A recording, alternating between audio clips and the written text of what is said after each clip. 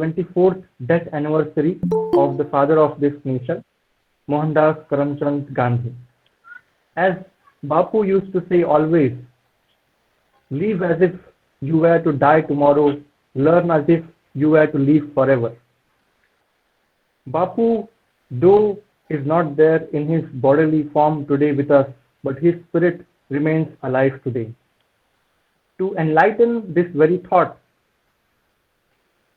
awareness initiative has been undertaken by the Gandhi Study Circle of Zakir Hussain Delhi College, and in that same procedure, we would like to present before you a small presentation regarding certain ideas and values which we often neglect or tend to forget. Ensuing the same, we would also like to present a documentary named Mahatma, a great soul of the 20th century today. So, in the same way, I would first like to welcome you all, and I would like to welcome the convener of this study circle, Dr. Sanjeev Kumar sir, who has always been a guiding force behind all our initiatives. Also, I would like to welcome Tripta ma'am and all our other faculty members, Shabana ma'am also, and all the students who are present here.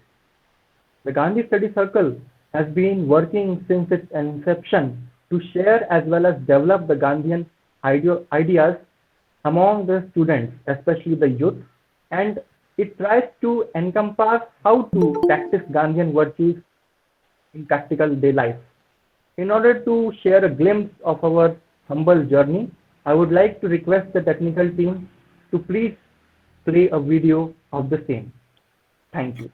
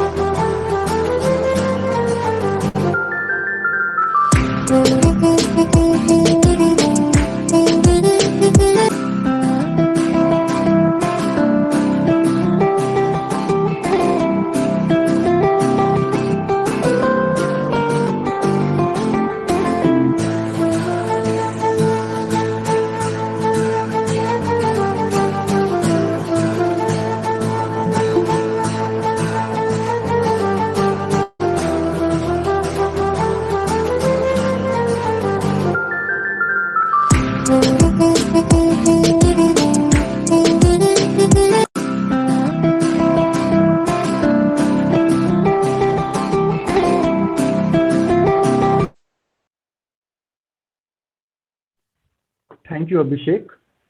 The secret of political philosophy that we learn today through a very enlightening lecture by prominent Professor Aishwarya Kumar, that is, the freedom of ours lies in the freedom of others.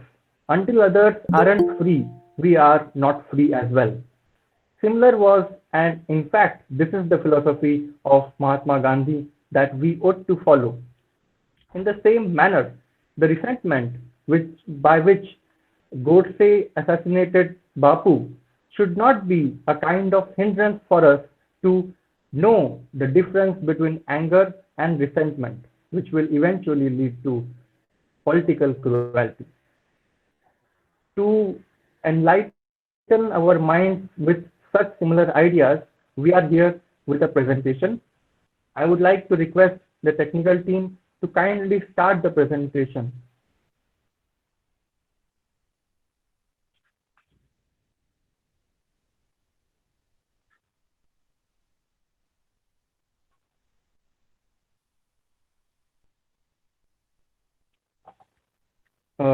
The presentation of today consists of four parts. The first part essentially is there to make us aware of the lesser known Bapu or those virtues and roles which Mahatma Gandhi played, which we essentially are quite unaware of. Other than a political scientist, as I would like to call him, he was also a very sincere as well as truthful lawyer. Though we are quite aware of his history and the journey as a lawyer, we are not aware of the values which he worshipped also as a lawyer. He completed his barristership from 1888 to 1891 and then practiced law in the Court of England as well as in the High Court of Bombay. He practiced law for a period of 20 years in South Africa. And when he was imprisoned in the non-cooperation movement in 1922, he was disbarred by the Inner Temple. In spite of this fact, he remains a prudent lawyer in front of us. Mr. Gandhi had a lot of virtues to teach us as a lawyer. He believed that the major job of a lawyer is not to create divisions, but arbitration, compromise, and conciliation. He said popularly that what facts mean to him were the truth. And when we adhere to the fact and the law comes naturally to us. He was sincere enough to admit that when he doesn't know a thing, he doesn't know it. He would always request his client to take advice from a senior counsel when he found himself at sea. He believed that his major job was to unite people, and so he took matters out of the court many times. He knew that for a lawyer, it is important to know human psychology, the way human beings think. We see practical examples of the way he practiced law when we see that his friend Rustamji was involved in smuggling and he advised him to openly admit it in front of the court. When Mr. Gandhi came to know that he was being deceived by a client on false facts, he left the case in front of the court and the judge and disowned the client almost entirely. This shows Mr. Gandhi's commitment to sincerity and truth even as a lawyer. Mr. Gandhi was also an editor of many important weeklies and fortnightlies. He was the editor of the Indian the Indian Opinion, Young India, Harijan Bandhu, and Harijan Sevak. We have some photos and pictures of the same to create greater awareness about his ideas. The Indian Opinion was published in English. Harijan Sevak was published in Hindi, and Harijan Bandhu was published in Gujarati. This different languages and the use of vernacular languages gives us a broad understanding of the fact that Bapu was well aware that the role of media was to spread knowledge and news to the man at the end of his world, that is, at the grassroots level.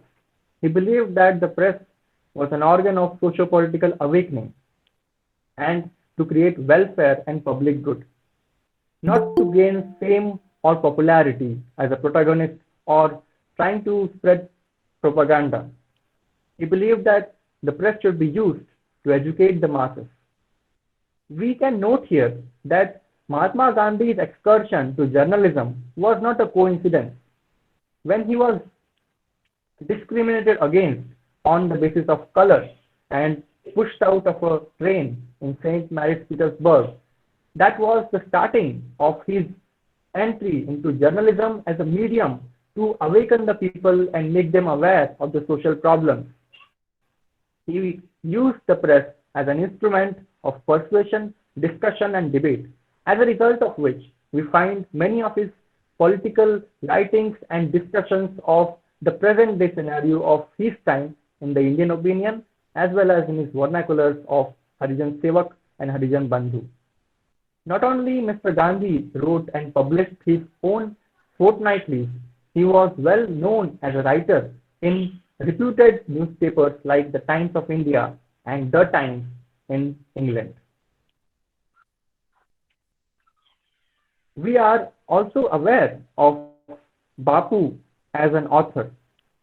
The style in which Mahatma Gandhi wrote was simple, precise, and clear.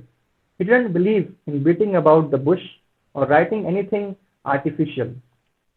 The list of his books doesn't go a long way, but the thoughts and virtues which he imbibed, tried to enlighten the people, are quite long.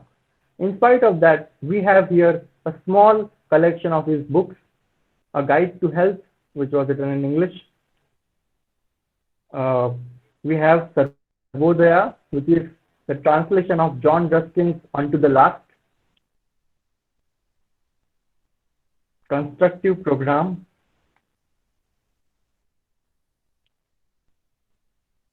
It is to be noted that majority of his books were written while traveling, while on ship or on train.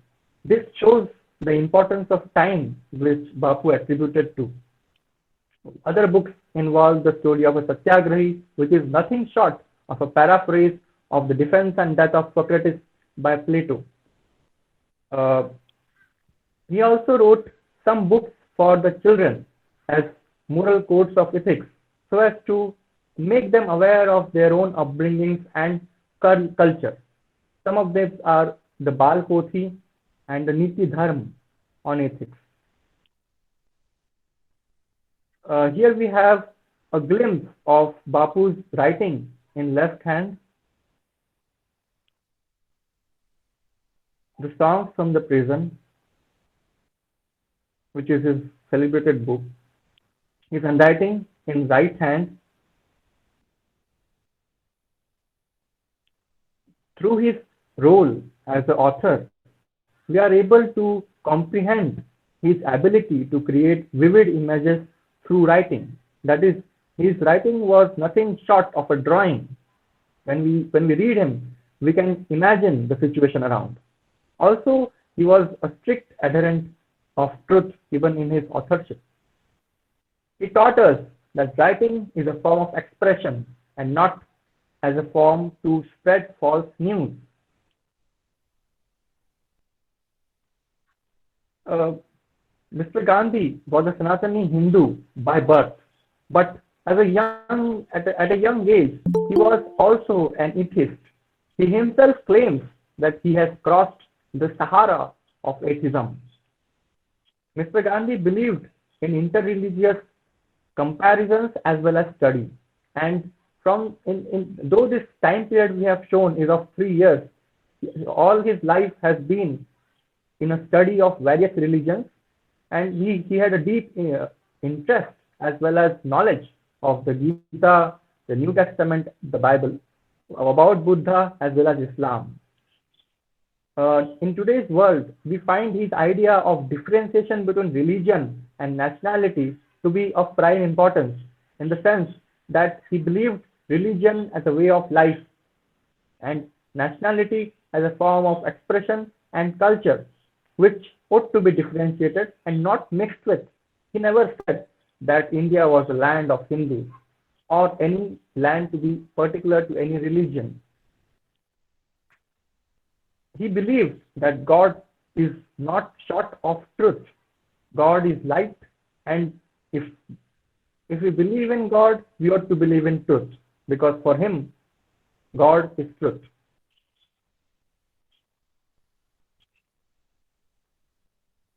Also, uh, Gandhi provided us with a reinterpretation of jihad. Though he agreed that jihad was in fact a war for religion, but he cautioned us in the fact that we are not ready for it because the kind of understanding we have of religion as well as religious understanding is very short of such a war. Though he believed that all religions taught us love and ethics, he pointed out especially to Christianity. He was against the force of use of force or propaganda in the matters of conversion. In fact, Bapu never talked of conversion. He believed religion to be a way of life, a way which one has to choose personally and has nothing to do with coercion. And last but not the least, Babu believed that one should have a general understanding of one's own religion before peeping into what others are up to. This applies not only to religion, but to every aspect of life.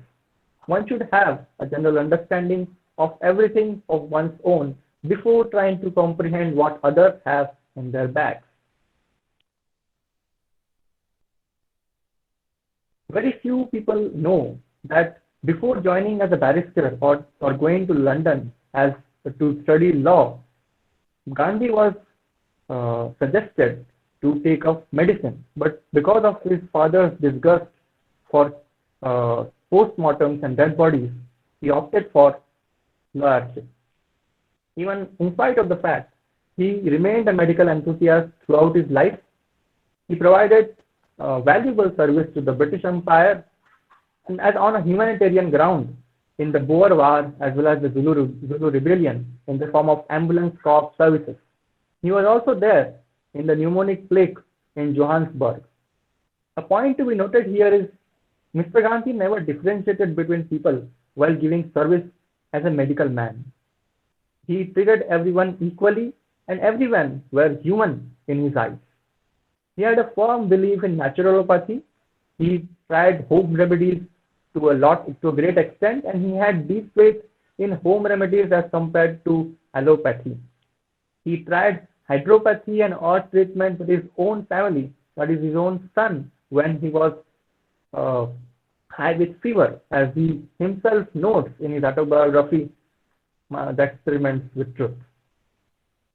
Also, we are very well aware of his fasting and dietetics. He was a strict vegetarian man.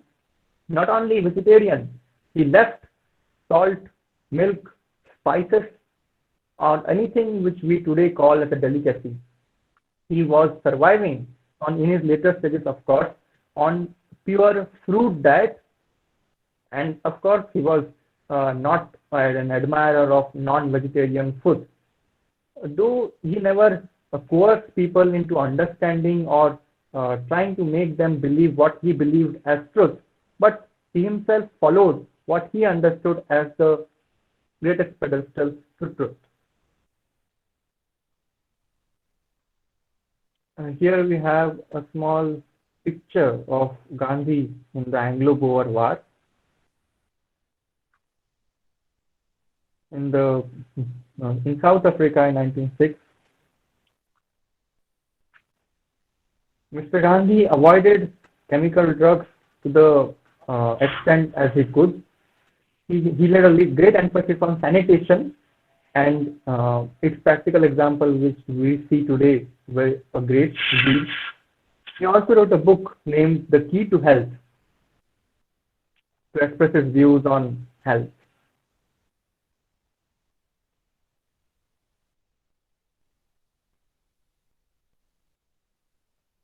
So as a common man, we can learn the principles of willing negotiation, religious harmony, prevention to be better than cure, to the point writing, and the importance of time and truth. For the next part of the presentation, I would like to call Maitri. Uh, Maitri. Thank you, Bhaiya. My part of presentation is based upon the topic, Does Gandhi Matters Today? So, does Gandhi matters today? And if yes, then how? What is his relevance in present world? Gandhi's political contribution offered us independence, but his ideologies not only enlightened India but the whole world. His ideas of traditional medicine, truth and non-violence, simple living and high thinking, Swadeshi, self-discipline, satyagraha, brahmacharya has inspired generations. But after 74 years of Gandhi's death, are his ideologies and philosophies relevant in present world? Does Gandhianism relevant in 21st century? This question has been asked by many of us. Yes, Gandhi does matters today. His journey from Gandhi to Mahatma and also to a great political leader and administrator has and will inspire millions. Despite the fact that on superficial level, his principles were based in Indian context, his philosophy is considered universal and eternal by the world. His ideals of non-violence, secularism, cleanliness, and many more are relevant, especially in current world. Non-violence, the greatest weapon of Gandhi. As said, his movements were weak enough to be peaceful and powerful enough to be effective. His movements had the power to include everyone from a child to an old man, from a peasant to a big industrialist. In present world where violence, war, terrorism are the biggest challenges faced by the world, Gandhian idea of non-violence is a requirement. His idea of non-violence can be seen in the anti-corruption movement of 2011 and the recent farmers movement. His idea of non-violence has shown us the peaceful and powerful way to fight against injustice. Secular and casteless society. Today, the biggest hurdle in the path of achieving modernization are communal tensions and caste system. In present world, where students of different countries are discussing how to reach different planets and galaxies, we in India are still struggling to get rid of communal tensions and caste system. His all-embracing philosophy of communal tolerance is very much needed in the present world, where communal intolerance is one of the fundamental challenges. Presence of casteism in India is one of the biggest hurdle towards modernization. Gandhi's philosophy of casteless society is very useful in this context.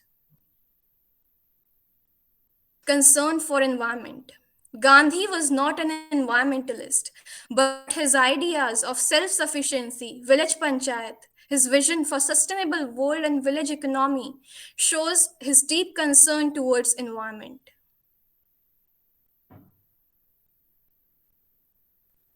Gandhiji paid great emphasis upon cleanliness, as he used to say, Swachhata Heen Seva. This idea of his found space in the biggest cleanliness drive of India, Swachh Bharat Abhiyan.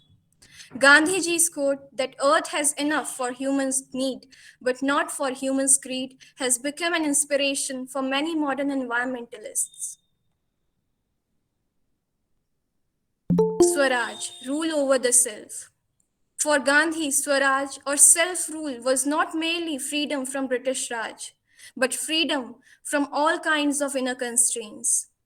Through Swaraj, he meant self purification and self reliance. Gandhi said, in such state where Swaraj is achieved, everyone is his own ruler. He rules himself in such a manner that he is never a hindrance to his neighbors. Gandhiji laid a great emphasis upon control over the senses, mind, and soul.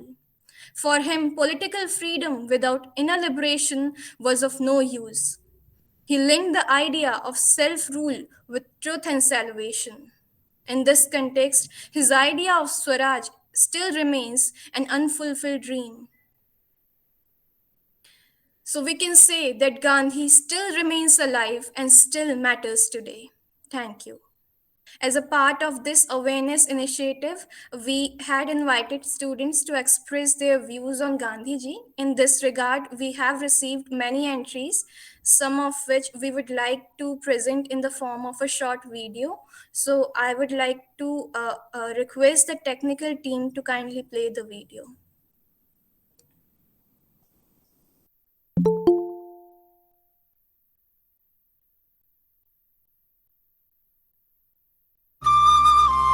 मैं हिंसा का विरोध करता हूँ क्योंकि इससे पाया हुआ समाधान कुछ समय के लिए होता है और इससे पैदा हुई नफरत हमेशा के लिए।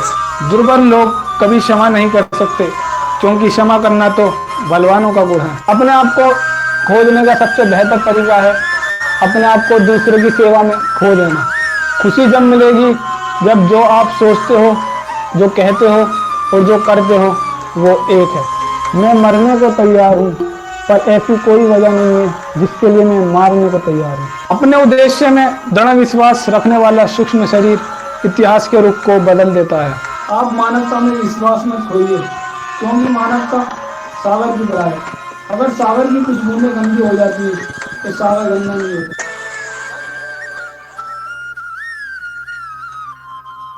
A very warm good morning to all of you. I'm Samiksha, member of Gandhi Study Circle, going to express my views on Gandhiji.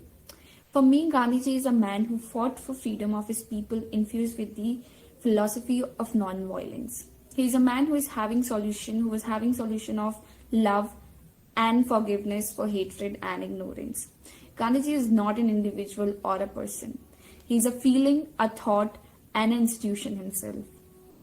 There are so many lessons that we can learn from Gandhiji's life and derive inspiration from, whether it's non-violence, fighting spirit, self-control, spirituality, selflessness, and many more. At last, I want to say that we can love Gandhiji, we can hate him, criticize Gandhiji, but today's generation as well as the future generation will never ever be able to ignore Gandhiji's thought and philosophy for sure. Thank you so much. Everyone has their own understanding of Gandhiji. And for me, Gandhiji is the world's most powerful human magnet who attracted and mobilized the entire humanity towards a greater cause. A piece of iron has a certain limited capacity, but Gandhiji was beyond any limitation. I considered my Bapu as a nectar of knowledge and wisdom, who leads one towards the path of salvation from greed through aparigraha, from anger and animosity through non-violence in our thoughts, in our behavior, in our speeches, from being indisciplined through Swaraj or rule over the self. So, in a nutshell, I would say Gandhiji takes birth in me, in my thoughts, in my actions every day, and I found my Bapu very much close towards my life. So, Gandhiji is still alive today also. Thank you.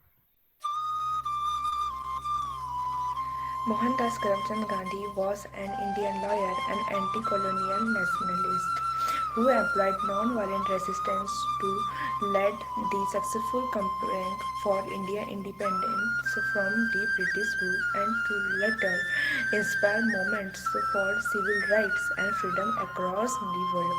India celebrates Martyr Day or Shahid Divas every year on January 30. On January 30, 1948, on his evening prayer in the Birla House, Gandhiji was shot dead by the Nathuram Godse.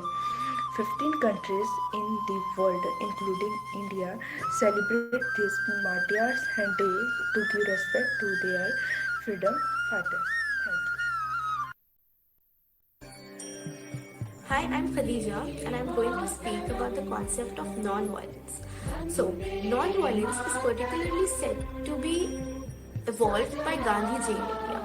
Is it really so?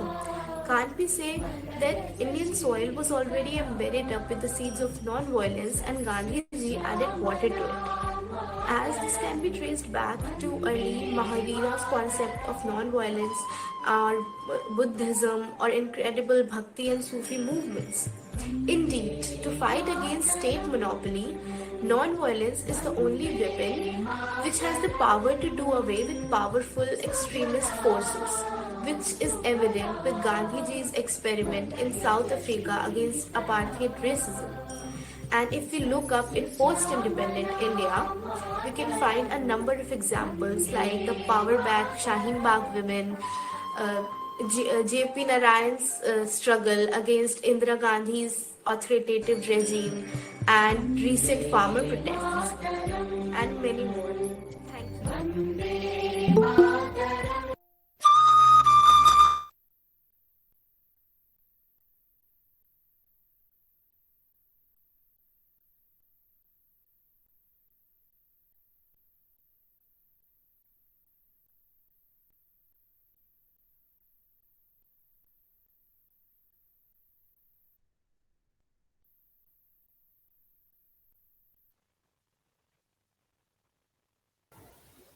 Good morning, everyone. My part is based on practicing guardians in today's world on ground level.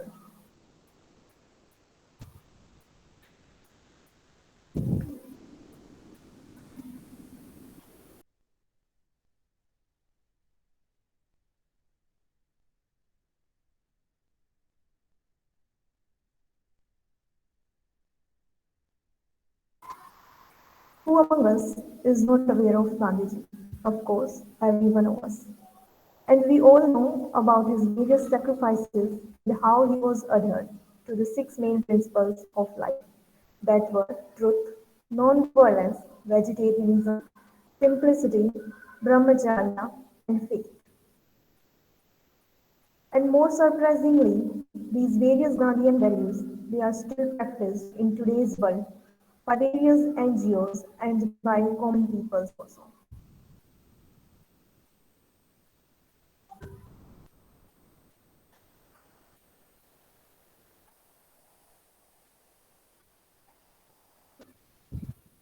First of all, we are having Shanti Sahyo, which is an Indian Gandhian NGO, and it was very much inspired by the Gandhian adage, an ounce of practice is better than a ton of story.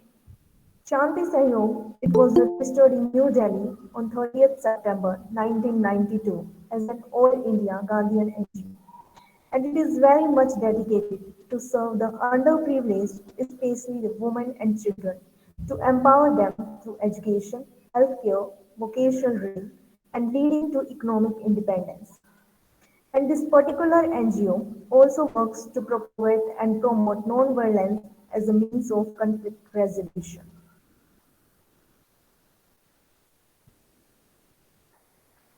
In 2004, a new wing, which is the community service wing, it was started with the adoption of Sudhar Camp. And now presently, this NGO is actively working in South Delhi besides the Sudhar Camp.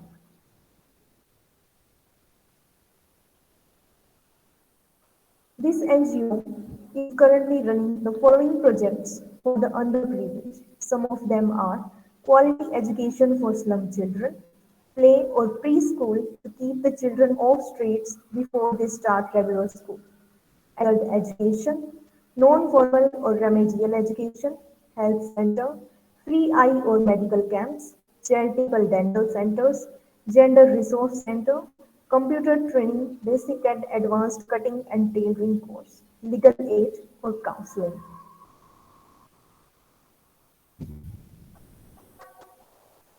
Next is the Ghanaian Voluntary Organization, which is a peaceful society. And this peaceful society, it is situated in Goa and it is also spreads the various Gandhian values among people.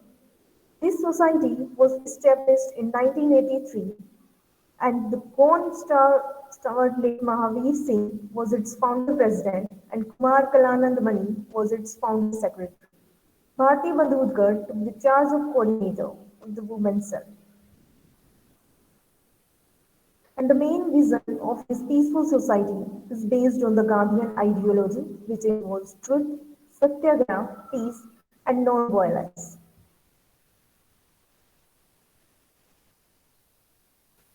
It also ensures that the people will be self-employed, self-reliant, and there will be no wide gap between the rich and the poor.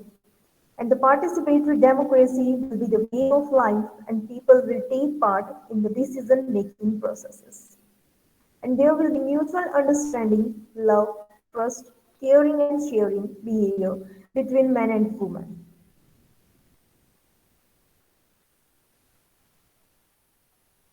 This peaceful society is a Gandhian voluntary organization. Although it is comprising of its programmers based on forum and movement Swaraj, it also consists of various NGOs, people movements, action groups, and like-minded individuals. Members of this society, they are working among and within the youth, marginalized sections of the community, women, and other vulnerable groups in India.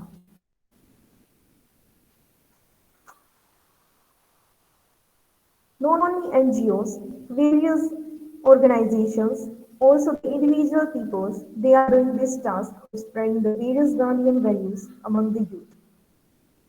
Now we have the Professor Leah Diskin, and she is the founder of the Brazilian NGO, and she is an Argentine journalist. And in 2020, she was awarded the Padma Shri due to being actively involved in the promotion of Gandhian values of peace and non-violence for the past 4 decades. With a view to promote a continuous revival of Gandhi's ideas and invaluable examples, she has been organizing Gandhi Week every year since 1982 without a single interruption. The themes for reflection and activities are an amazing mix of conferences, seminars, exhibitions, workshops, songs, dance, visual media, and many other also. And starting with Sao Paulo, these have been spread over the 16 cities in Brazil.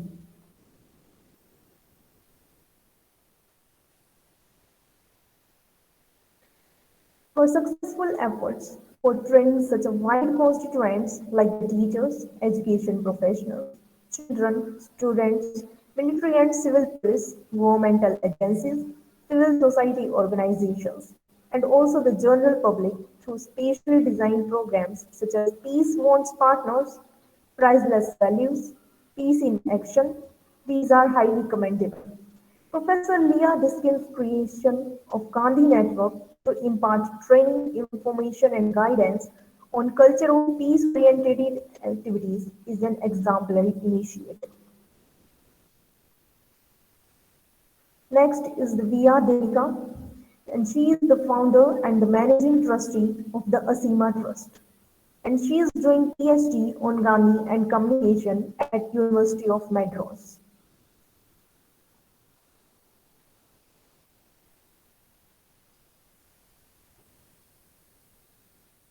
Dr. Via Devika is the founder and the managing trustee of the Asima Trust. And this trust is a non-profit organization for linking traditional performing arts and education and Mahatma Gandhi and education. And she is a non-cultural activist. She is striving hard for spreading various Gandhian principles and values among children. An ongoing project, Spin a Yarn, is being held in the city schools has completed 1 year. It is aimed at bringing back the practice of spinning on the chakra, and it will also encourage children to learn about peace, education, dignity of labor, and cleanliness for social action. Gandhiji and his values remain indebted in ourselves and people around us. Let's discover and practice them for the development of all.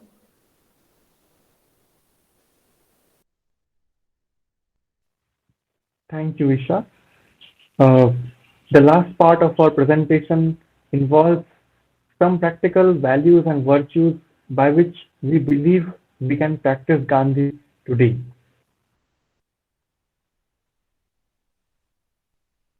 The first virtue is that of simplicity. We can be as simple as possible in our own lives, practically speaking. We need to give preference to need over greed.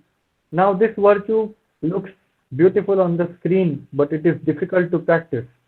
Well, that is how Gandhian virtues are. It is difficult to practice, but with time, I think we will be able to conquer our own self. We need to have humility in thought speech, and action. All of these three are interrelated and interconnected. Unless and until we are non-violent in thought, we cannot be non-violent in action. We ought to leave the ego of I and should be serving the others as a joyful activity. We should leave the idea of being self-centric and try to look at the world from the point of view of others. Secondly, we ought to have tolerance. The idea of tolerance as a democratic liberal principle remains important, but it is also a very important Gandhian virtue. Now, it is not that difficult to be tolerant in practical day life. All that we have to do is just to be open to genuine criticism, accept criticism as a kind of improvement in our own self. Now, we need to look at situations from the point of view of others, how others look at it. That is, we have to place ourselves in the shoes of the other person to understand the situation better. That is what we call empathy. We ought to listen more and speak less. Not that speaking is not good, but the virtue of listening makes us a fully knowledgeable candidate after which we can express our own views in a better manner. We also ought to be gratitude expressing beings. It is not that difficult to say a small thank you or welcome whenever we exchange expressions or anything with our peers, companions, friends, family, etc. A small sorry, thank you, or greetings can bring a greater change and life and light in our life, which of course is noticed after a period of time of practice. Thirdly, we today are grappled in a kind of religious conflict, but what Bapu considered the greatest of all was the religion of humanity. There are various identities which are attached to each individual today. We ought to rise above identity conflicts and look at every other being simply as a human being, same as what we are. We need to have a critical analysis of any conflict before reaching any conclusion. We should not believe in the kind of propaganda which is being spread, the hearsay rumors. We should do a critical analysis of any situation before reaching any conclusion. Also, as an aware citizen and a worshipper of humanism, we ought to be promoting peace and fraternity as much as we can.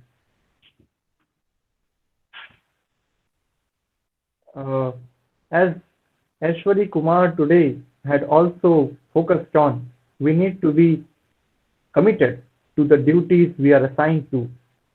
Every individual in his or her individual role has many duties, and each duty remains equally important. The fact is that we need to practice every duty as a selfless, expectationless being. This is also a very difficult exercise in the way that today, whenever we interact with any other person, it is because of either we have some work with him or her or because we want some favor. Now, to practice something without expectations and of course not self-regarding is difficult, but that is what makes our life more pure and happy in a sense.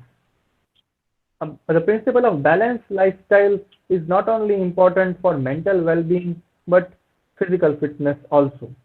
We should follow Aristotle's formula of the golden mean, that is, avoiding the extremes and walking on the middle path.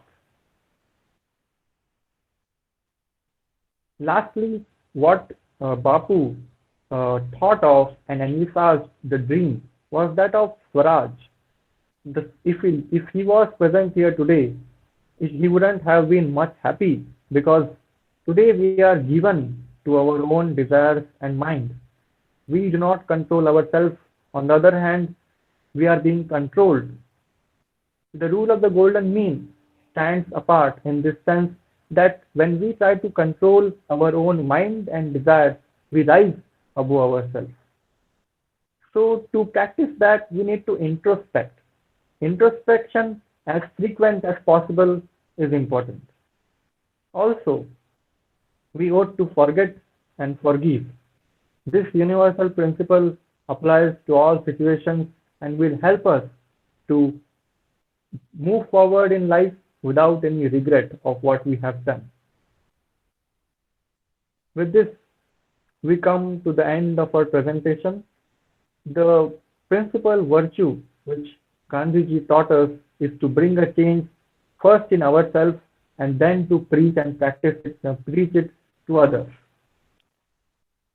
A very famous quote of Mahatma Gandhi, with which I would like to conclude, is that in a single way, in a gentle way, you can shake the world. Here the dichotomy between gentle and shake ought to be noted and looked forward to. With this, I would like to thank the audience for their patience and kind attention. Now, moving forward with the proceedings of the program, we are delighted to present before you a short movie screening, documentary screening with the name Mahatma, a great soul of the 20th century. This documentary tries to show us the journey of Mohandas Karamchand Gandhi from his childhood to what he today is known as Mahatma. The documentary encompasses his education in India as well as London and his role as a lawyer in South Africa. He was never interested in any communal conflict or tension. He believed that all religions are the same and equal paths to the same God which we all seek. So, without much ado, I think we should start with the documentary, and so I request the technical team to please play the documentary.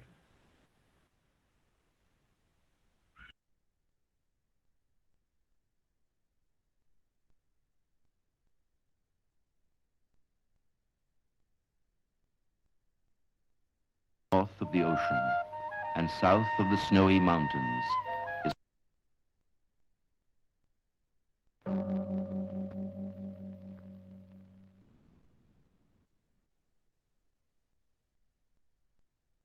the country that lies north of the ocean and south of the snowy mountains is called Bharatvarsha.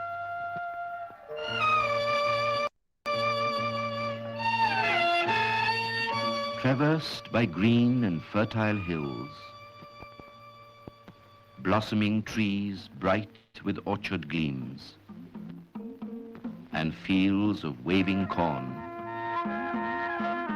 touched by the golden rays in the east, India is bounded on three sides by the palm-clad seashores, chanting to the tune of the ocean waves.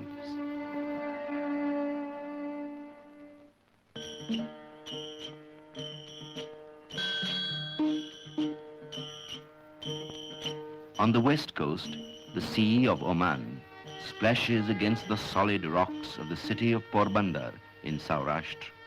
The town was the ancestral home of the Gandhis, who belonged to the Vaishnav cult.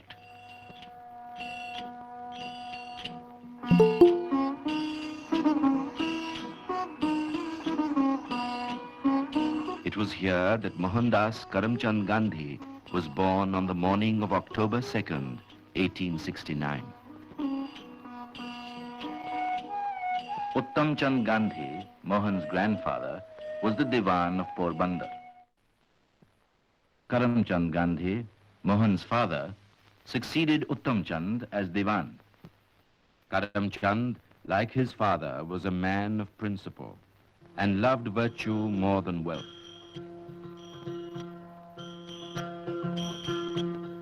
Mohan's mother, Putlibai, was deeply religious and had a strong personality. She would take the hardest vows without flinching. Her influence, more than any other, molded the character of Mohan.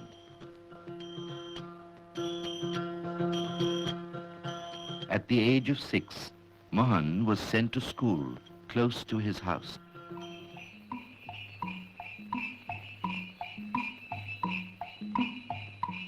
Mohan was only 7 when his father left the service of the Porbandar state and moved with his family to Rajkot.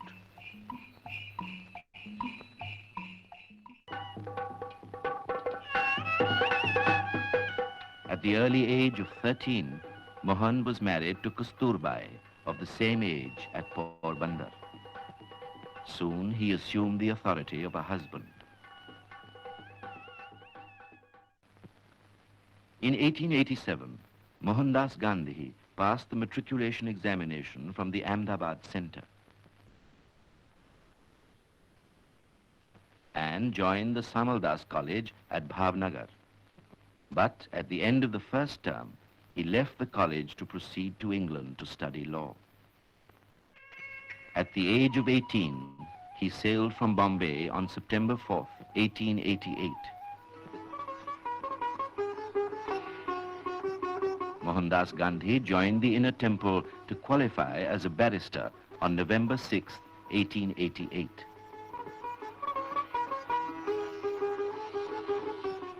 Towards the end of 1889, Mohandas read the Bhagavad Gita for the first time in Arnold's translation, the Song Celestial, along with the original.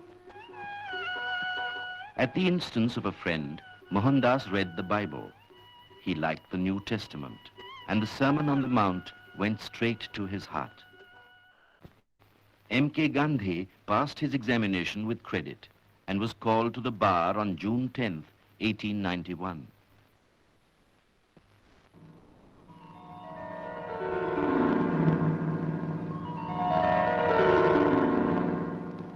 The sea was stormy on July 5th when barrister Mohandas Gandhi landed at Bombay.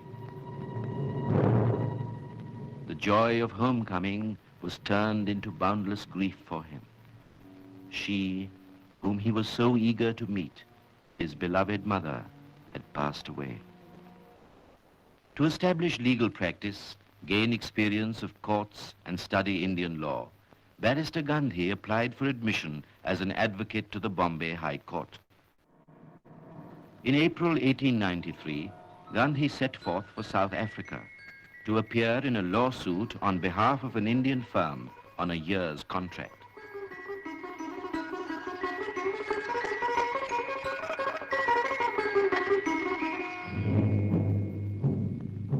After a month's journey, he landed at Durban.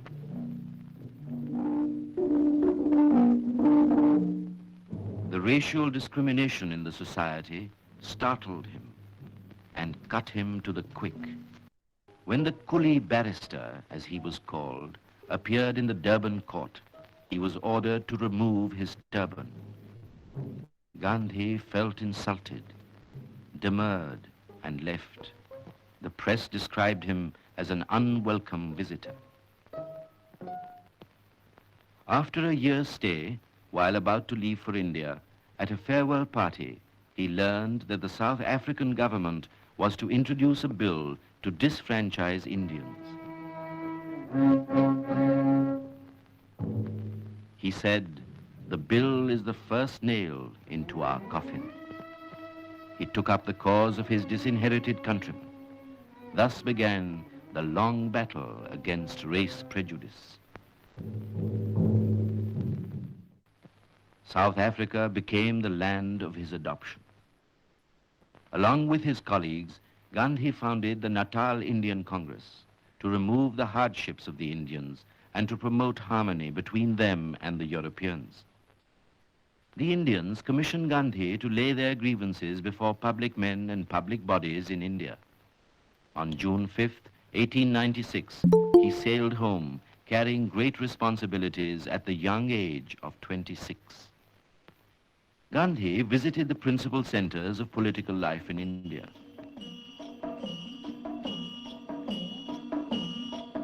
His impassioned speeches stirred the Indian mind. In response to an urgent cable from Natal, Gandhi left India with Kasturbai on November 28, 1896. On reaching the port of Durban, the ship was put in quarantine because of the white residents' agitation for the repatriation of the Indians. After 23 days of quarantine, when Gandhi landed, some European youngsters pelted him with stones, snatched away his turban, and kicked him. Even then, his heart did not arraign his assailants. On the outbreak of the Boer War between the Dutch settlers and the British in 1899, he organized an Indian ambulance corps and left for the front. They worked under the fire of enemy guns and carried wounded soldiers to hospitals through heat and dust.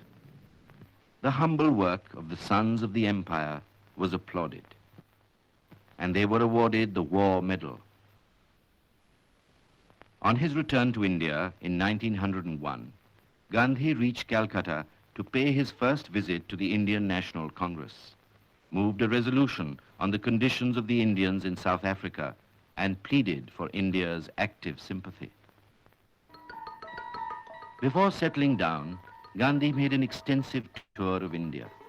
To acquaint himself with the hardships of the passengers, he traveled third class.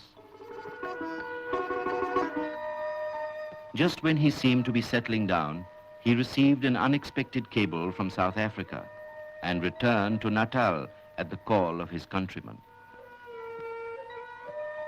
Realizing that he must remain in Transvaal and fight the battle through, he set up his office in Johannesburg.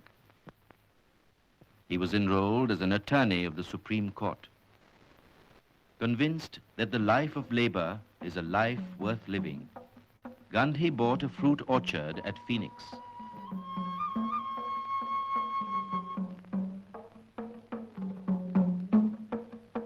He formed a nucleus of a settlement which led a Spartan life. The colony was self-supporting, and the material requirements of life were reduced to a minimum. Gandhi was dismayed to find that the Transvaal government had introduced an ordinance compelling all Asians to take out a certificate of registration. Condemning this black act, Gandhi observed that it was not merely abominable, but a crime against humanity. The Indian community was fiercely indignant. On September 11th, 1906, Gandhi took the pledge at a mass meeting with God as witness. I shall die, but not submit to the anti-Asiatic law. Since that day, Gandhi's life story has mainly been the history of Satyagraha. On January 10th, 1908, Gandhi entered the prison gate for the first time for civil disobedience. After about a fortnight, the prison gates were opened for Gandhi and his colleagues, consequent upon the Smuts-Gandhi settlement. General Smuts played foul and did not repeal the Black Act. The Indian community was thrown into a turmoil. The struggle was resumed with a bonfire of certificates.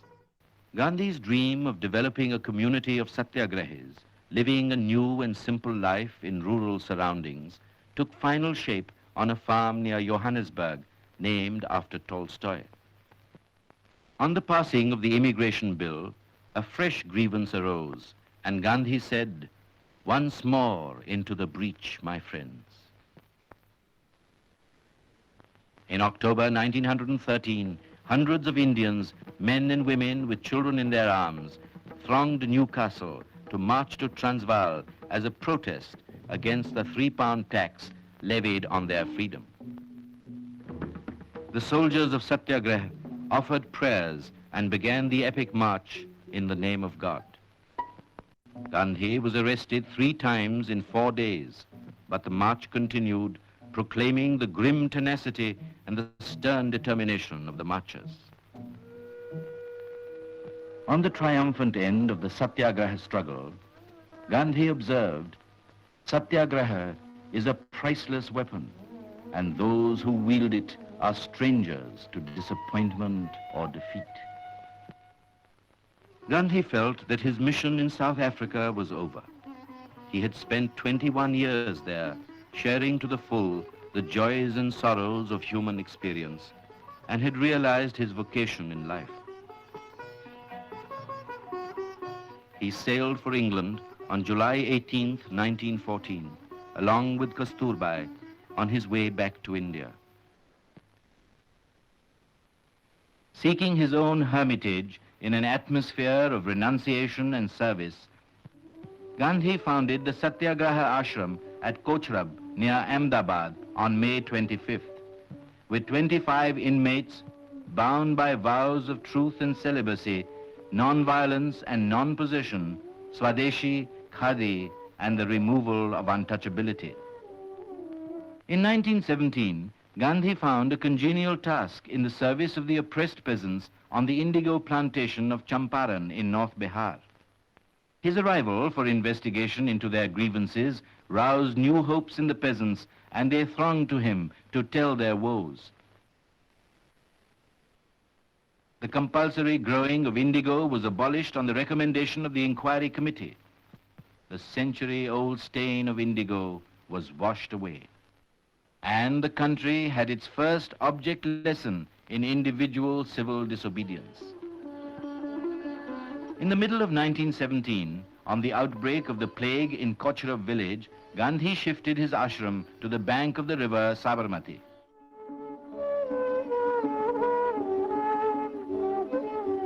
Amidst the neem and tamarind trees was situated Gandhi's bare hut, Hirday Kunj, along with the simple dwellings of the inmates. Life at the ashram gave full play to the emotion and intellect of the residents. Gandhi arrived in Bombay for medical treatment as hard work coupled with uncooked food had ruined his health. His refusal to take medicine and the vow not to take milk came in the way of his recovery. He yielded to Kasturbai's suggestion that he should take goat's milk.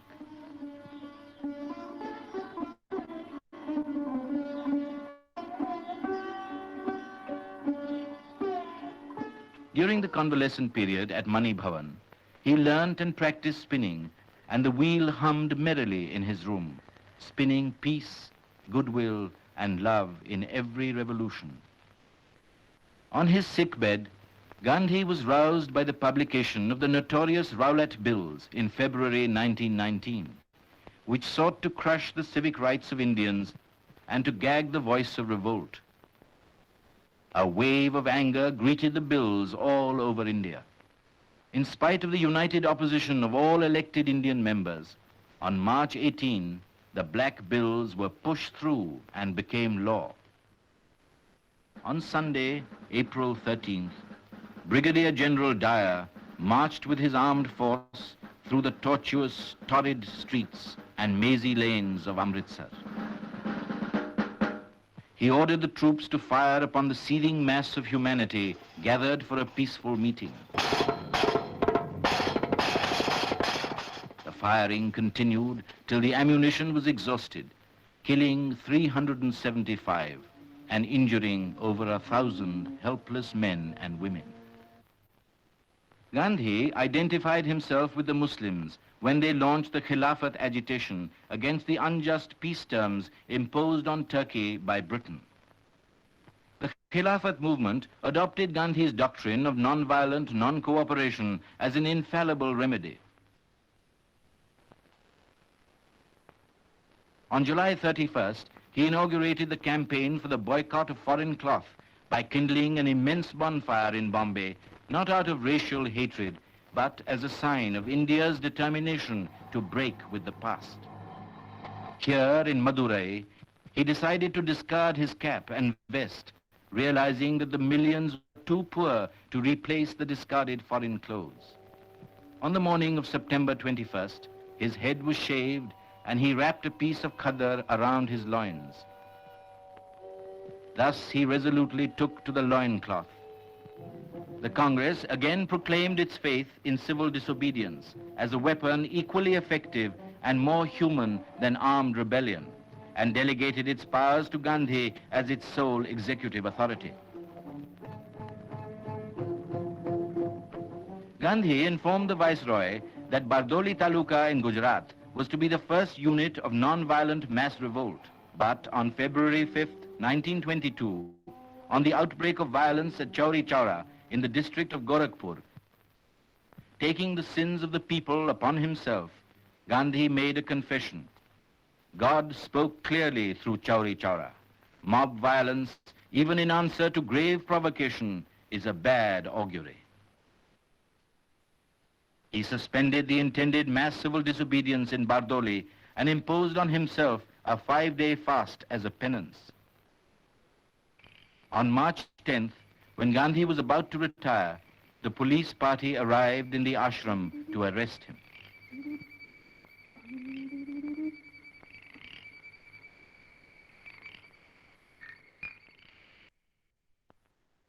At noon, March 18th, the great trial began at Circuit House, Ahmedabad. Gandhi was indicted on 3 seditious articles published in Young India. Accused Mohandas Karamchand Gandhi, aged 53, describing himself as a farmer and weaver by profession, spoke in his own defense and pleaded guilty to the charge. The most epic event of modern times ended quickly. Gandhi was sentenced to 6 years' simple imprisonment. On February 4th, the government remitted the unexpired portion of Gandhi's sentence and released him unconditionally. The 39th session of the Indian National Congress was held at Belgaum on December 26, 1924, with Gandhi as the president. He induced the Congress to accept the spinning franchise, making labor in the form of a contribution of self-spun yarn as an alternative to 4-anna membership. Gandhi regarded untouchability as a fiendish sin. Anything that is prejudicial to the welfare of the nation is untouchable, but no human being can be so. Political tension was mounting. A rude awakening came on April 8th, when Bhagat Singh and Batukeshwar Dutt dropped 2 bombs in the Central Assembly as a protest on behalf of those who had no other means left to give expression to their heart-rending agony. The 45th session of the Indian National Congress met on the banks of the Ravi on the outskirts of Lahore. At the stroke of midnight on December 31st, 1929, Gandhi's historic resolution on independence and the action to be taken was passed. He published an 11-point manifesto stressing that total prohibition, reduction of the land revenue, and the military expenditure, and the abolition of the salt tax were the vital needs of the people. In a letter to the Viceroy, he announced his intention: if my letter makes no appeal to your heart, on the 11th day of this month, I shall proceed to disregard the provisions of the salt law. On March 12th, with the coming of daylight, India's soul was awake. The great march for liberty began. Gandhi started on his 241-mile-long trek from the ashram to Dandi, a village on the seacoast, along with his chosen band of 78 ashram inmates. Daily, Gandhi tramped about 10 miles.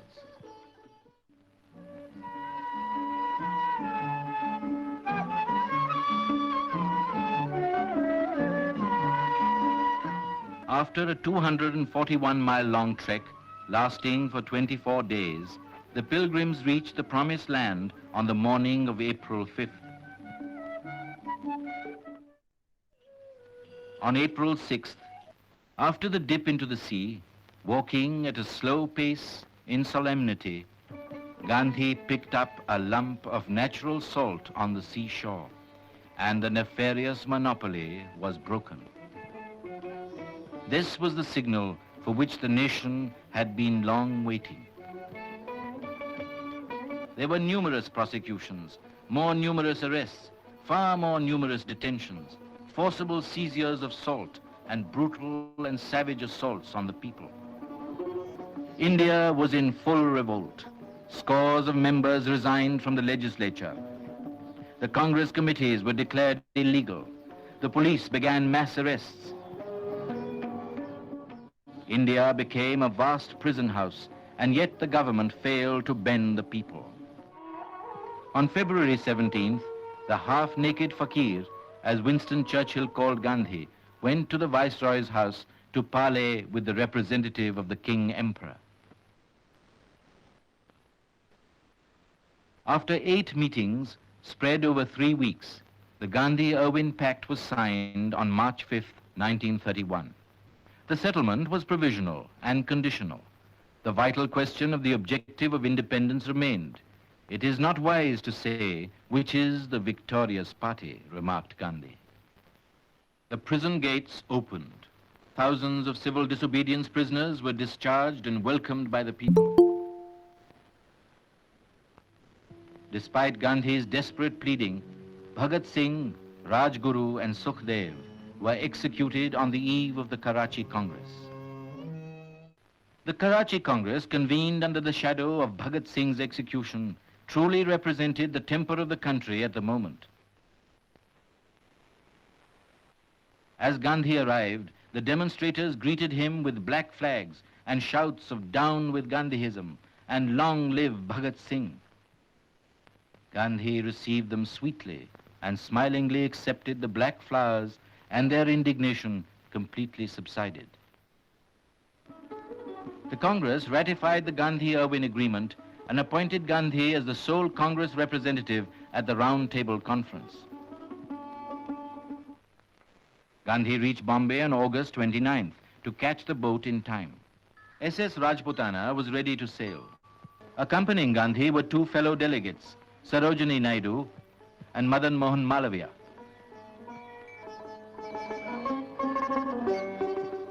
At noon on August 29th, the Rajputana steamed out. Jawaharlal Nehru watched the ship that carried the sole representative of 1/5 of the human race to the Arabian Sea and the far west. Quaint traveler carried the scantiest of luggage and scrupulously observed his daily routine on board the ship. On the misty, cold morning of September 11th, SS Rajputana anchored at Marseille. When the spiritual ambassador of India alighted on the soil of war-weary Europe, he was hailed with shouts of "Vive la Gandhi!" At Folkestone on September 12th, Britons gathered to greet the guest of the nation. Gandhi landed on British soil with thoughts of the hard task ahead. "I am here to vindicate the honor of India and to uphold truth as I see it, for I believe it is the keystone of life."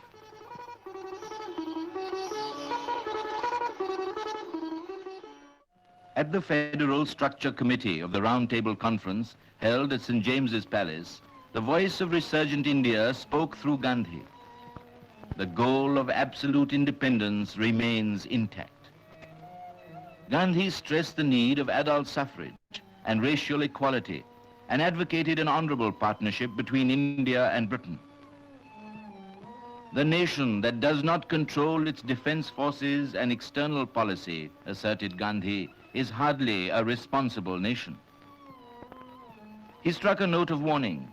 A nation of 350 million people needs simply a will of its own to say no, and that nation is today learning to say no.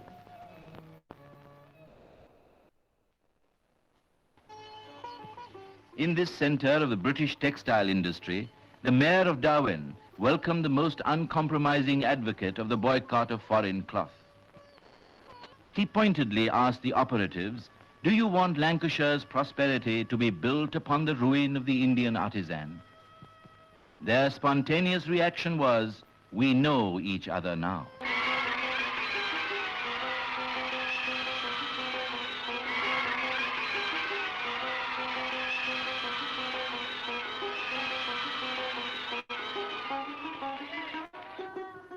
The Round Table Conference was completely abortive.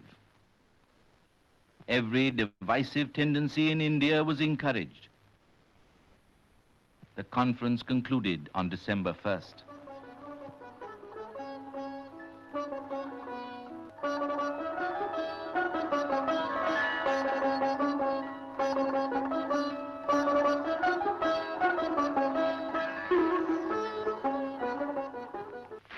Whatever the result of the mission that brought me to London, I know that I shall carry with me the pleasantest memories of my stay in the midst of the poor people of East London.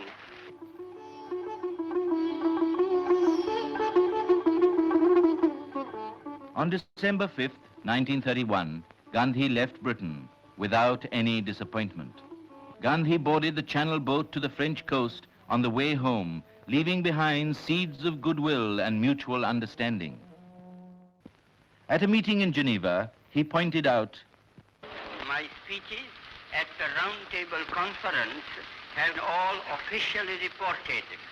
Meanwhile, I must ask you to believe me when I say that I have never made a statement of this description, that the masses of India, if it became necessary, would resort to violence. All that as you like. It is complete independence that we want.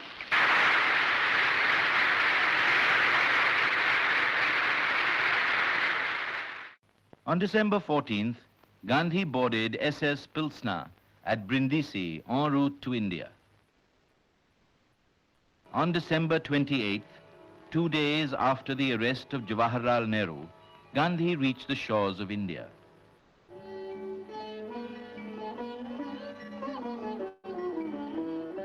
Bombay staged a magnificent welcome to Gandhi. Thousands turned out en masse to greet him. Gandhi encamped on the terrace of Mani Bhavan and acquainted himself with the situation. Gandhi gave detailed account of his work in Britain to the members of the Congress Working Committee.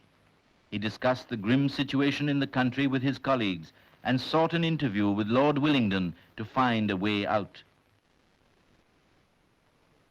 On receiving a stiff reply from the Viceroy, Gandhi had no choice left but to resort to civil disobedience. He prepared to go to jail.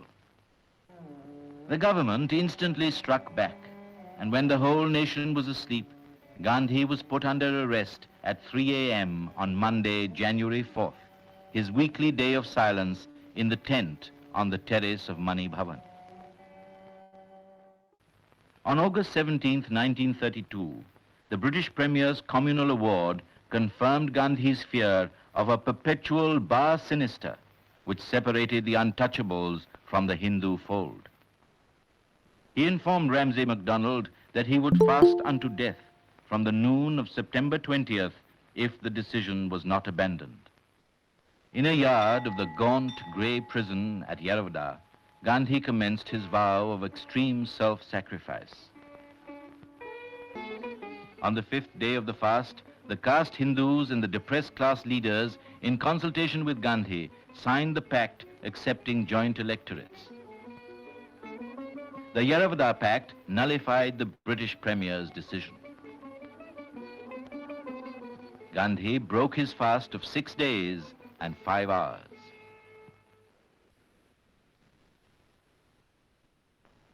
Naming the untouchables as Harijans, God's own people, Gandhi began conducting weekly Harijan from the prison, which brought about a renaissance of faith and hope for millions.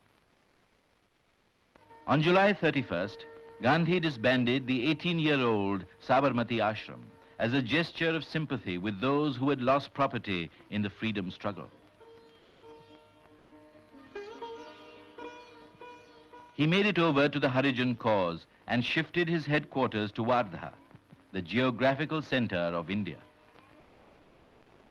Gandhi tramped to Segaon, later called Sevagram. Sevagram Ashram was but an experiment in truth and non-violence. Gandhi lived here with Kasturbai as a villager of his dream. In September 1938 came the moral catastrophe of Munich.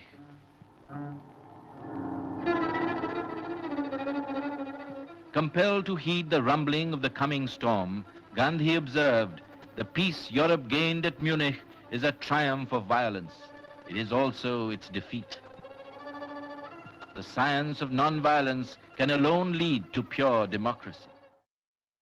Anticipating the devastating consequences of war, Gandhi wrote to Herr Hitler, the one person who could prevent a war that would reduce humanity to a savage state.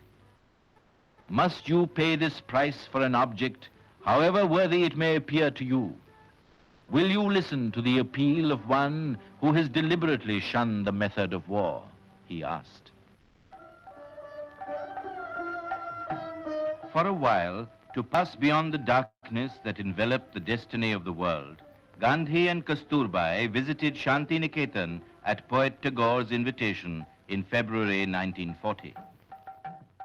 Poet welcomed Gandhi as one of their own and as one belonging to all humanity.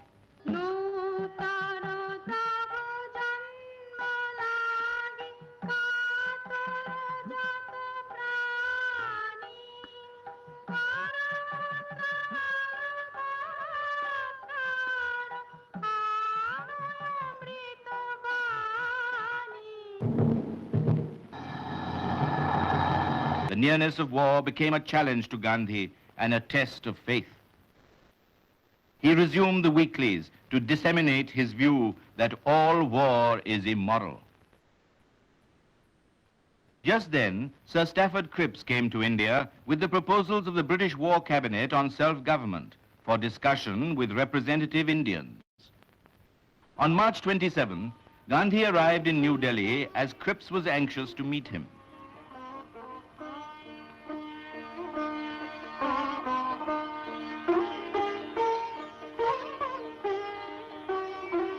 Strongly disapproving the indefinite and innumerable partitions involved in the proposals, Gandhi asked, "Why did you come if this is what you have to offer?"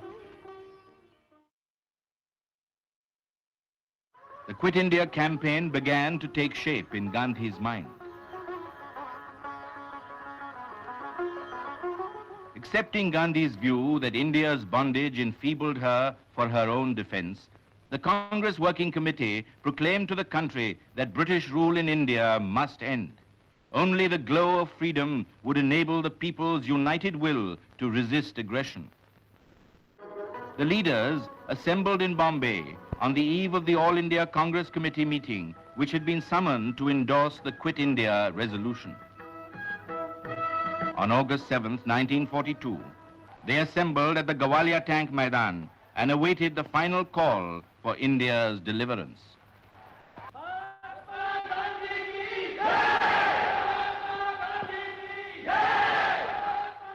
Outlining his plan of action, Gandhi spoke for 2 hours.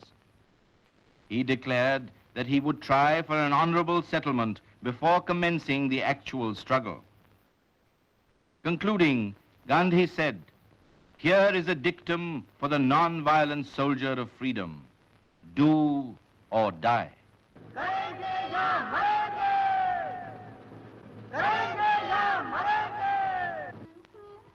A few hours later, in the early morning of August 9th, Gandhi was removed from the scene of action and immured along with his party behind the barbed wire isolation of the Aga Khan Palace detention camp at Pune. In detention, Kasturbai's health deteriorated fast. She died as a prisoner on February 22nd, 1944. On May 6, 1944, India heaved a sigh of relief on Gandhi's sudden and unconditional release on medical grounds. He went to Jinnah's house on September 9, 1944, as a seeker of light for establishing living peace.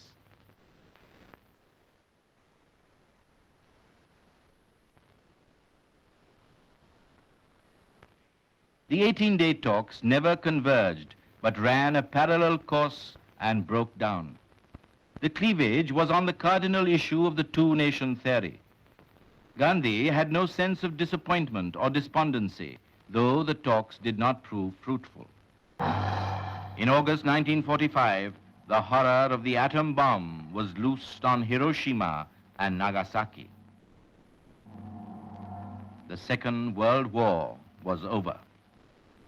Drawing a moral from the supreme tragedy of the atom bomb, Gandhi reiterated his faith in nonviolence. The atom bomb has deadened the finest feeling that has sustained mankind for ages. It will not be destroyed by counter bombs, even as violence cannot be by counter violence.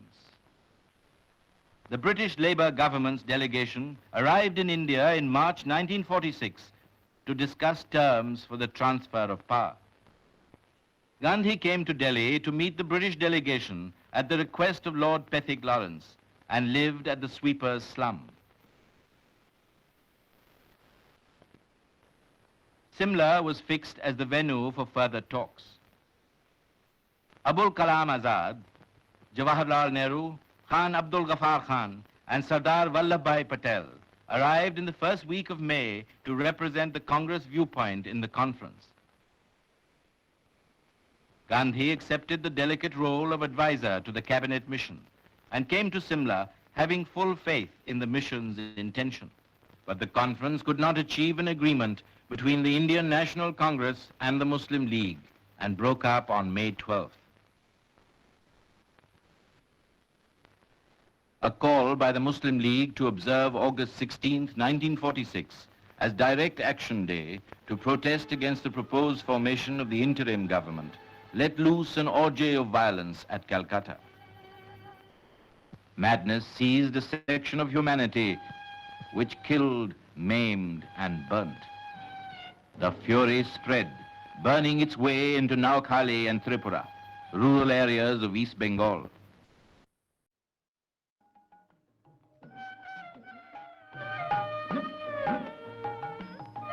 The cry of outraged womanhood called him to Bengal, and he came to wipe their tears and put heart into them.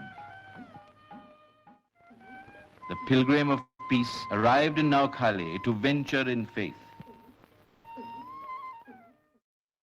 His technique of non-violence was on trial.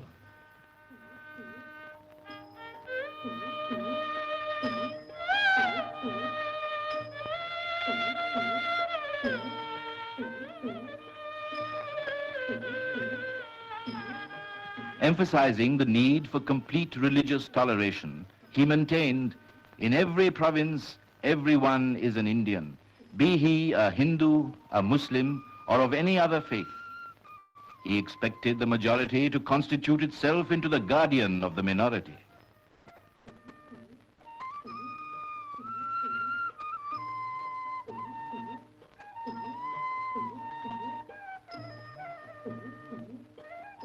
In Gandhi's presence, fear fled, and the hold of fanatical terror loosened. While Gandhi's mind was full of the dark implications of the madness, he received an invitation from Lord Mountbatten, the new Viceroy of India, to meet him. In the Viceregal Gardens, he met Lord and Lady Mountbatten.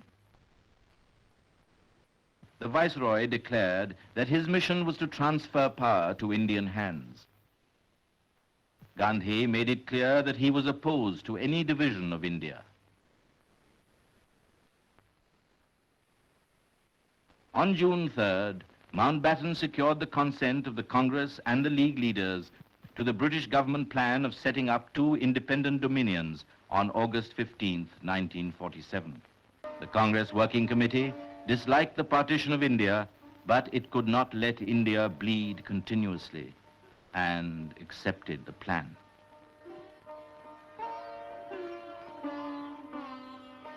Gandhi was steadfastly opposed to the division of India, and yet he urged the members to support the decision with full faith in their leaders.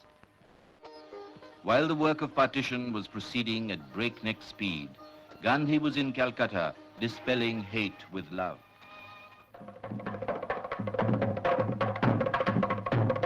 The midnight of August 14, 1947, symbolized the rebirth of a nation after the slumber of centuries and a long struggle for self-determination.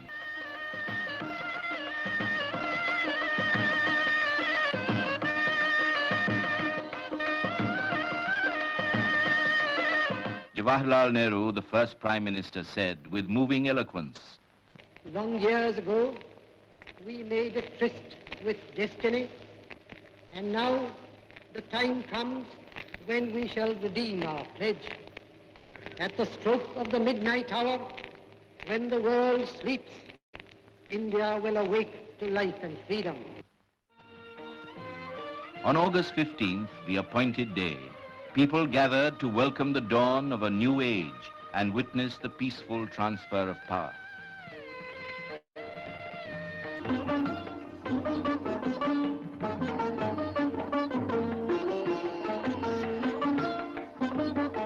Time of rejoicing was brief.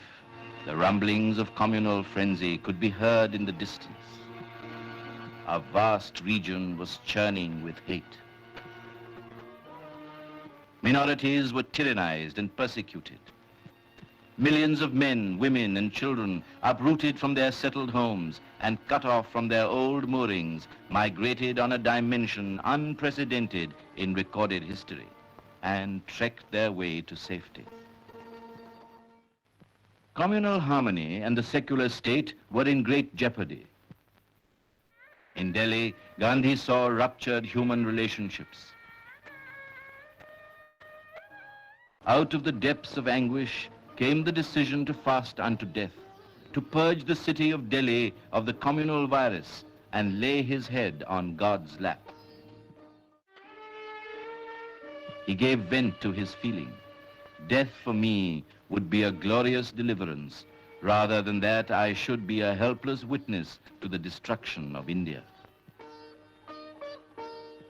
As the leaden hours crept by, and drop by drop, strength ebbed out of the frail body on the fasting bed, a deep heart-searching set in amongst all concerned. The fast terminated with the reunion of hearts of all communities, brought about by an awakened sense of duty on January 18th.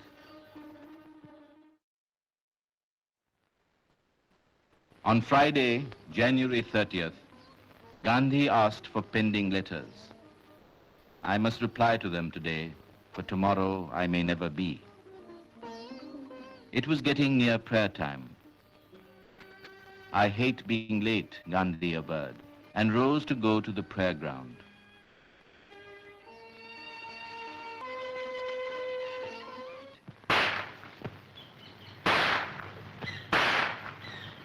Nathuram Godse lodged hot lead in the soft flesh of the man who had known no enemy. The United Nations organization lowered its flag. Peoples of all races felt as one human family in mourning.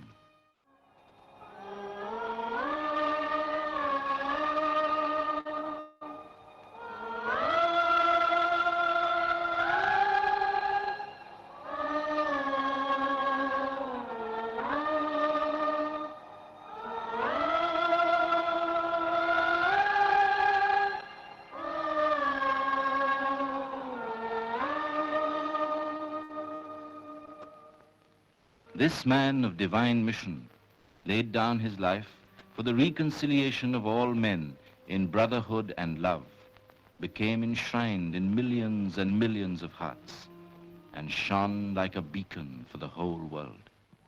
The best prayer that can be offered is to obey the mandates of the Master and to follow the path for which he lived and died.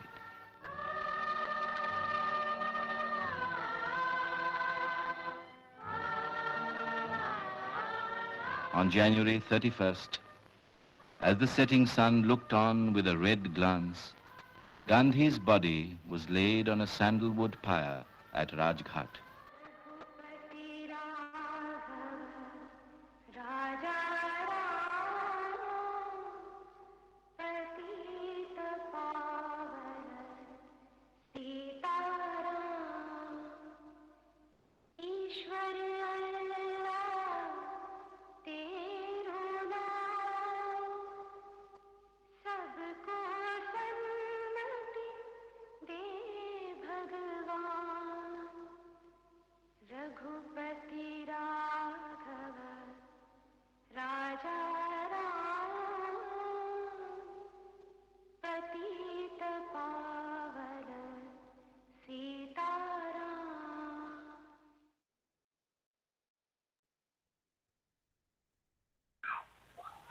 Thank you.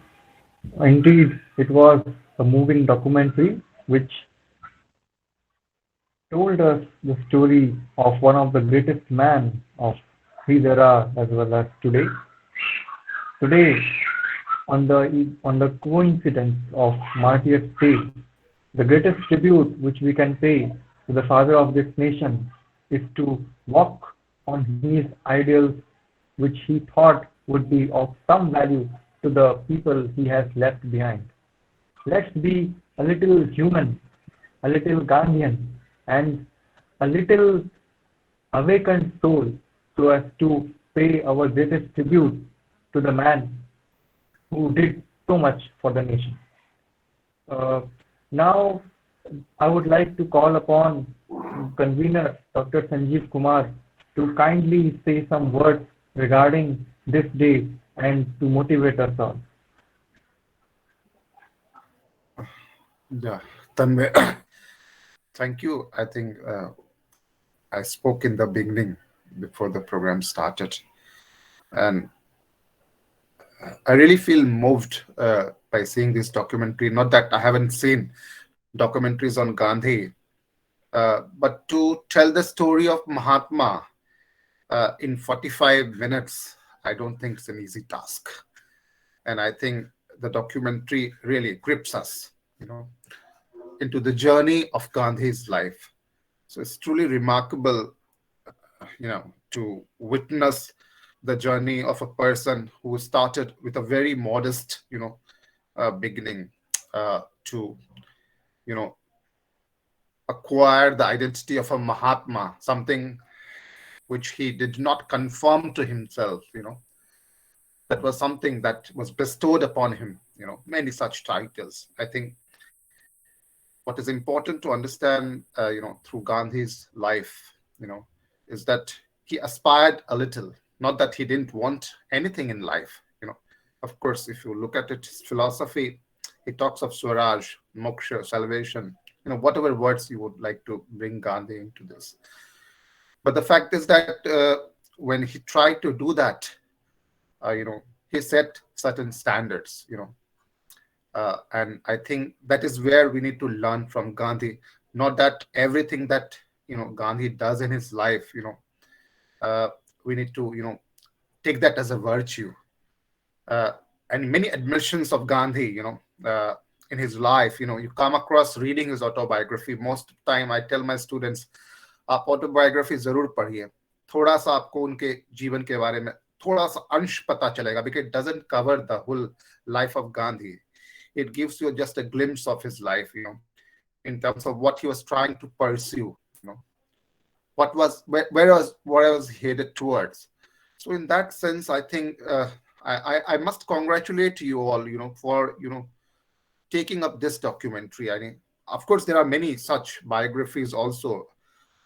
One needs to read on Gandhi. The fact that we know about Gandhi, we keep talking about Gandhi and we said that, Gandhi did this, that, and so many things. The fact that we know very little about Gandhi, and the fact that Gandhi also did not know much about himself, as much as he was trying to, know through the different, pursuances through which he tried to connect with the others. So in that context, I think I really appreciate the initiative. Priyanshu, I know you had a couple of documentaries that you had, send it to me, and thought, but then all of them were really great. I only feel pity for myself. I've not been able to persuade my own friends, students. It would be great if they had come and felt this documentary. The fact that not always books, gives us, such deep insights. It's important that you go through the books, but I think this modes of communication are so important. समस्या है कि हम लोग के पास समय नहीं है, and I think that is where I feel that it's not 20 odd students. There could have been more students who could have benefited through this experience. But it's heartening that still the fact that students are here, they are taking keen interest in Gandhi, and To say that when I say that you take keen interest in Gandhi is to not to say that you don't read others. The fact that Gandhi was an open page, that you have to understand. And he always said, I was going through the presentation, somebody said, Gandhism, we have to imbibe Gandhism. The fact that Gandhi never ascribed to any philosophy, as ideology. उनकी कोई विचारधारा नहीं है. उन्होंने कहा कि अगर हमारे से तुम्हें कुछ सीख मिलती है जीवन में, जो मैंने किया है, what I said, forget about it. What I did, and you find some substance out of it, you may follow them, or you rubbish it off. Not that. So he was, self-critical, and that's very important as this point of time when we look forward, to make new spaces in life. We need to understand कि गांधी के जिंदगी से हम क्या message draw कर सकते हैं. Otherwise, why do you read Gandhi? Why do the teachers spend so much of time reading, teaching students? I think Gandhi connects us in the way we understand our life, our being, and the kind of predicaments that are set in place in the context of modern, societies. I think Gandhi provides an opening. I don't say that he has all the solutions. No person has solutions. But then one can strive towards, reaching out to some understanding, and that is where Gandhi's life is remarkable, not that I have a deep reverence for Gandhi, but when I speak to the student, I never say that you just speak about Gandhi Ji, because this is something that you bestow on somebody, then, there is always a hierarchy that comes into, framework. So मैं कभी भी, हालांकि मेरी जो understanding उसमें Gandhi is at the top, not that there is only Gandhi, there are others also. But the fact is that when I'm engaging the student, we have to be very open. And this is what I learned from Gandhi, to be very open to diverse set of ideas, experiences, and then connecting with them and then trying to learn through those experiences. And that is one reason why most of the adversaries, who confronted Gandhi, if you look at his journey, in Britain, in South Africa, and coming back to India, what you find is that most of them, are persuaded by Gandhi. And this pursuance is not because they felt very happy engaging Gandhi, they were empathetic to Gandhi, but because Gandhi was able to engage them. Not that he was going all out to convert people, because anything that is done out of force, coercion, is not going to bring positive outcome. Love, empathy, respect. I think these are the only small little values that we gain out of Gandhi's life. मुझे और ज़्यादा गांधी बहुत ignite नहीं करते हैं. सिर्फ यही बात, सहनशीलता, विवेक, और जहां पर विवेक अप्लाई करना है और कहां पर विजडम अप्लाई करना है, दोनों के बीच के डिफरेंसेस को समझना, ये बहुत खास गांधी को बनाता है. He could be very pragmatic at times, and he could be very traditionalist. But you need to understand where such ideas would be important. And in that context, I think Gandhi has a great influence, at least to my life in certain ways. Of course, it's very difficult, to live a life of a Gandhi. We can't think of wearing a loin cloth, even if it is for, just symbolism. People would say, कि गांधी की तो बड़ी audience को, attract करना चाहते थे. The fact that, are we willing to do that? क्या हम ऐसा कर सकते हैं? And being consistent with that. Not that आज कर लिया, आज टोपी पहन ली, Martyr's Day है, राजघाट पर बहुत विजय गाथा हमने गांधी की कर ली, बड़ी बड़ी बातें कर ली. What you really do, वो पूरे जिंदगी में आपका रिफ्लेक्ट करता है, आप क्या करते हैं. And that is where the greatness of a person, can be witnessed.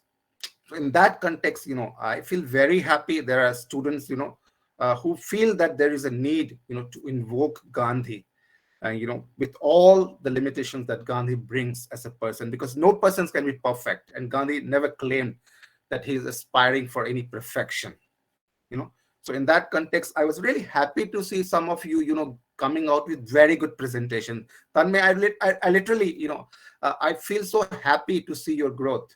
It's not that I'm being a teacher and I'm saying this. It's because from the first year I've seen you, you have a deep passion, and very, very calm. The calmness in you, at times, I feel very happy. मुझे लगता है कि हम में भी इतनी calmness आ सकती है क्या? The fact that अपने life को अगर हम किसी से देखना चाहें, तो I think Tanmay, the presentation was, I think, very good. But beyond this presentation, I think the little values that you pick from Gandhi's life, I think one can, maybe I might be wrong because you might be more connected with Tanmay, but this is how I have understood Tanmay. And of course I'm trying to learn, from you, know you, and that is why when I saw Maitri speaking, I saw, many others, Surya farm से वो बात कर रहे थे, ये एक बहुत ही अलग तरह की अनुभूति देता है हमें कि आप गांधी के बारे में बात नहीं कर रहे हो सिर्फ, it's not rhetorics that you are bringing. And new students, and those who have started to speak on Gandhi, मुझे लगता है वो थोड़ा reflect कर रहे हैं, and that is important. So I felt very happy. Only pity that हम लोग सब आ नहीं पाते हैं एक साथ सुनने के लिए आपको, to feel happy, being engaging here. काश ये डॉक्यूमेंट्री दोबारा आप अपने इतना बड़ा आप गांधी स्टडी सर्कल आप कहते हो, अभी थोड़ी देर पहले बहुत अपने आप को हम लोग बूस्ट कर रहे थे, अच्छी बात है, it's always important, but self introspection is always important. I think हम लोग कहाँ पर लैक करते हैं, अच्छी बातें तो हम सब करते हैं, हम सीख क्या सकते हैं, तो मुझे लगता है ये डॉक्यूमेंट्री आप उनको दिखाइए, खासकर जो हमारे नए स्टूडेंट्स हैं, मेंबर्स हैं, और भी लोग जो शायद मतलब बहुत चीजें जानते हैं लाइफ में. I don't say that they don't know, but to even talk about Gandhi, I think it's important to just have some understanding. The fact that there are a lot of literatures on Gandhi, 100 write-ups as collected works, commentaries, books, movies. But the fact is that Tanmay's small impression of Gandhi from his life in Kathiawar, Porbandar, and to his journey, उतना छोटा भी अगर आप थोड़े बच्चों को समझा पाते हैं अपने friends को, what he was trying to do, how did he evolve, from a person as a child, who did all nonsense, not to say that he did not, but he grew up. Nonsense मैंने कहा आप पढ़ोगे तो बहुत fascinating, सोपान जी बता रहे थे, बहुत मजेदार किस्म के इंसान है, इतना ज्यादा, जिस तरह से हम लोग गांधी गांधी बात करते हैं, महात्मा, वैसा कुछ नहीं है. Look at his conversations, writings, letters that he writes to Sarojini, अलग अलग सबका नाम है उनके लिए, and it's fascinating to read this all. But the fact is that such initiatives when you bring, I feel more happy when we see more students, not that we need to have more numbers, लेकिन जो आप कर रहे हो वो message अभी कहाँ तक पहुंच पाया, 20 लोगों तक पहुंच पाया, जिसमें से 3 टीचर्स हैं और ज्यादातर आपके कोर मेंबर्स होंगे. And with that I see it's Amisha also. I think she has done a wonderful job in picking up all this. I know वो सारा कुछ वीडियो का जो ट्रिक्स है, she is also, I think, the person behind all this show. So that's where we see that people behind the screen and people on the screen, the show goes on with your active involvement. The fact is that we need to inspire more, not just us, others also. अब कैसे करेंगे ये आपके लिए challenge है, मेरे लिए तो पिछले साल से चल रहा है, बहुत प्रयास कर रहे हैं, बहुत विफलता हाथ लगती है, मैं ये बता रहा हूँ. I'm not saying that we are very successful, at least I don't admit that we are being very successful. We are trying to learn, and hope with such students that we have, probably you'll show us the way. So thank you. It was a very, I think it was very important that that I was here to see, first year के students खासकर, I think मैत्री और लोग जो भी थे, I think I am just forgetting the name, जब तक हम मिलते नहीं हमें पता नहीं रहता, समझ नहीं, जानते नहीं, नाम नहीं याद आता है, पर आई थिंक अपने अपने तरीके से सबने गांधी को लाने की कोशिश की है. तो कहीं ना कहीं एम्बिग्युइटीज भी हैं, लेकिन मुझे लगता है वो तो समय के साथ, हर व्यक्ति एक ही दिन में they don't become good. It takes time that we try to realize that. But anyhow, thank you so much. I did not wanted to give any lectures to you, the fact that most of you know about Gandhi, but very shortly I think we will have what I'm trying to do is that we will have a conversation of trying to understand Gandhi, the fact that everybody knows something about Gandhi or the other, the fact that whether we really know the person as he was, and how do we know maybe through the conversations that he had with his companions, with his adversaries. तो जो एक deliberative discourse Gandhi का, that is where I see Gandhi being important. He was in constant conversation, and he put so many hats. जैसे कि तन्मय ने बताया कि बहुत कुछ वो करते थे. He was a farmer, he was a journalist, he raised ambulance corps, वो नर्सिंग भी जानते थे, स्विंग भी करते थे, चप्पल भी बनाते थे. जॉर्नल स्मर्ट्स को चप्पल दिया था उन्होंने बना करके. And look at it, and he doesn't define himself in one. आप कहोगे कौन है Gandhi? It's very difficult, to give him to put him any precise definition. वो मॉडर्निस्ट थे. मॉडर्निस्ट के लिए तो पूरी तरह से ट्रेडिशनलिस्ट होंगे. ट्रेडिशनल के लाइफ में तो वो फिर मॉडर्निस्ट हैं. बड़ा ही बाइनरीज हैं. लेकिन इस बाइनरीज के साथ गांधी कैसे नेविगेट करते हैं, मुझे लगता है ये बहुत ही रोमांचक है.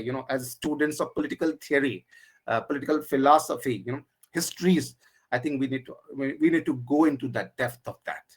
So इसके लिए मुझे लगता है कि हमें और थोड़ा प्रयास करना पड़ेगा. But I am very happy, to be here today, and it was very important. And congratulations to all of you. Hope we take this initiative forward. Looking forward to such, initiatives along with you. Thank you so much. Take care.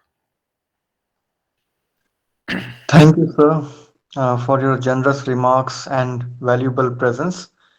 Before the vote of thanks, I would like to make a small announcement, notwithstanding the fact that we have a very less audience here.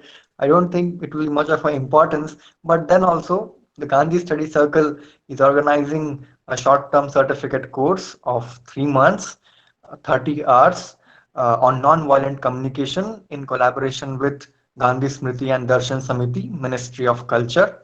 The information regarding this course will be there in the chat box, so I request the participants to kindly have a look at it.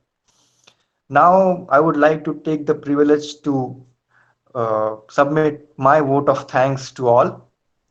First of all, I would like to express deep gratitude towards our principal ma'am, Professor Sangeeta Pandita, who, though she is not present here, has given us all the motivation and has always been helpful in all the initiatives which the Gandhi Study Circle takes.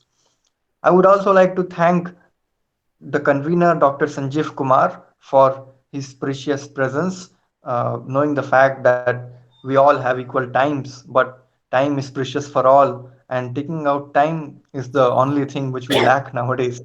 I would also like to thank all the faculty members as well as the teachers and professors, Shabana ma'am, Tripta ma'am, for their valuable presence in this small initiative of ours. It was an awareness initiative, and I would also like to thank all the students who, in spite of the long time which we took, had the patience of bearing with us and are present now also. I would also like to thank the technical team as well as all the committees, core committees, and all the members of the Gandhi Study Circle who directly or indirectly have helped to make this program a grand success. Not only this, but the Republic Day celebrations and the Martyr Day celebrations. We had interactive session, we had distinguished guest lecture today. I would like to thank all the members for their dedicated work. It wouldn't have been possible without their dedication and uh, back of the stage work which the media team, the technical team takes, which is led by Amisha and all others, Kinshu, Neha. I'm lacking in names because I don't know much because we are not in direct communication with the first years and second years. We are also constrained by the pandemic. But I extend very deep gratitude to all present here. Thank you all and have a good evening. Thank you. Thank you. Thank you all. Take care. Bye.